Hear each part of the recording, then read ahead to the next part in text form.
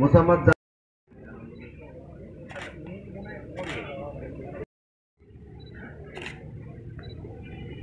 সচেতন হবেন এটা আপনাদের উপর ডিপেন্ড করে, আপনারা কতটা ভালো থাকতে চান।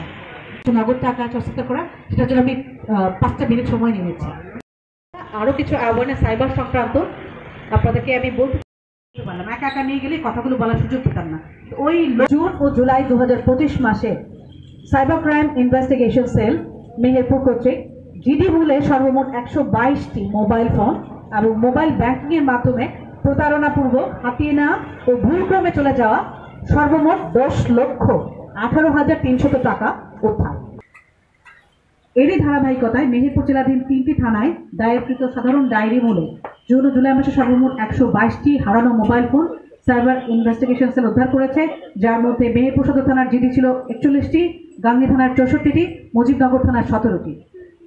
আর যে টাকার কথা বলেছি 10,18,300 টাকা, তার মধ্যে মুজিবনগর থানার মামলা বলে উদ্ধার 9,17,000 টাকা, যেটা প্রতারণার মাধ্যমে আত্মসাৎ করা হয়েছিল। মেহেরপুর সদর থানা এবং মুজিবনগর থানার 2 থানার জিডি মূলে 1,01,300 টাকা, যেটা ভুলক্রমে 1 নম্বর থেকে 1 নম্বর চলে গেছে, সেগুলো উদ্ধার করা হয়েছে।